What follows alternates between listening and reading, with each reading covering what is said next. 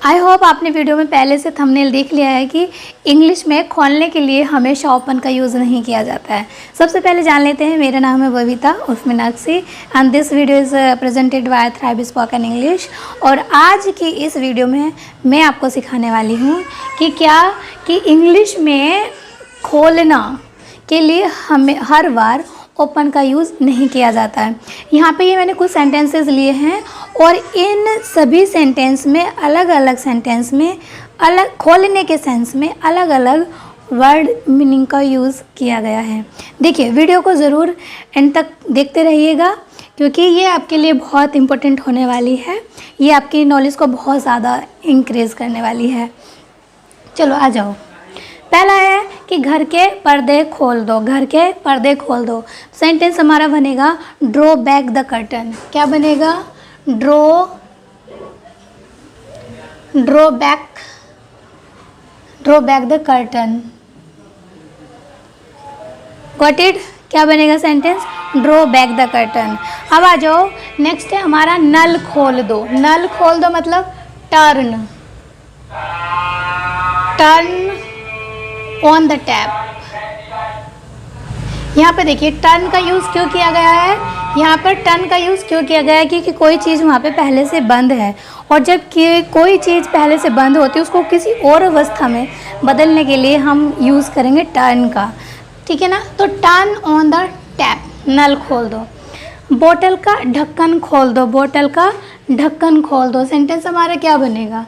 Twist of the cap. Twist of the cap है ना?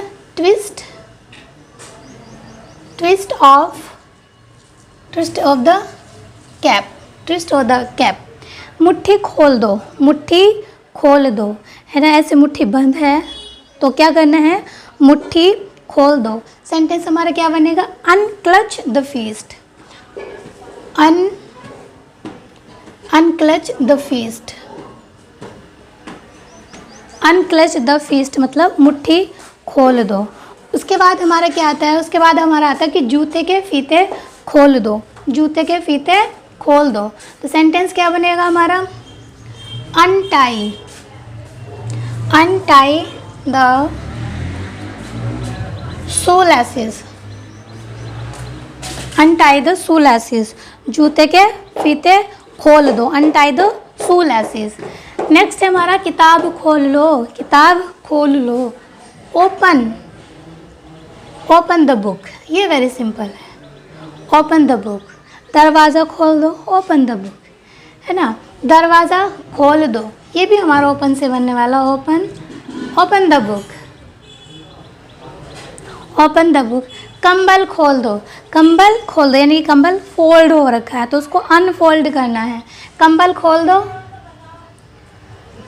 Unfold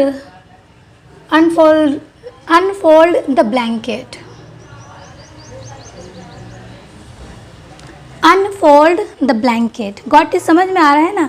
क्योंकि आप देख पा रहे हैं कि जितने भी हम सेंटेंस बनाते जा रहे हैं उसमें खोलने के सेंस में हर बार एक नए वर्ड मीनिंग का यूज़ किया जा रहा है। ये आपके लिए बहुत इंपॉर्टेंट है। ये आपके लिए बहुत ज़्यादा प्रॉफिटेबल है। अब आ जाओ। हमारा क्या है नेक्स्ट? हमारा कि राज खोल दो। राज खोल दो। तो राज खोलने के लिए यहाँ पर हम यूज़ करेंगे reveal the secret. Reveal the secret. Chain खोल लो। चैन खोल लो। क्या आएगा? Unzip the zip. Unzip the zip. कुंडी खोल लो। Unclutch the door. Unclutch the door. ढक्कन खोल दो। ढक्कन खोल दो या ढक्कन खोल लो एक ही बात है। तो सेंटेंस हमारा बनने वाला है unscrew the lid. Unscrew the lid या अनस्क्रू अ लिड एक ही बात है।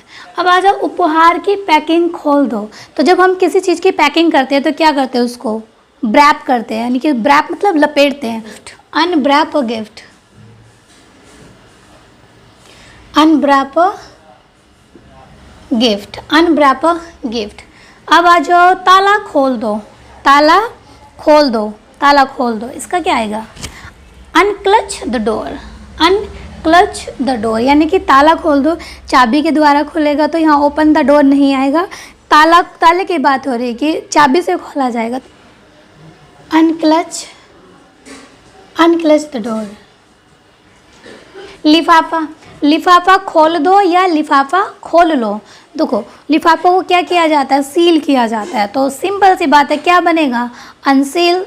और लिफाफे को क्या बोलते हैं? लिफाफे को बोलते हैं एनवलप। क्या बोलते हैं? एनवलप। तो सेंटेंस क्या बनेगा?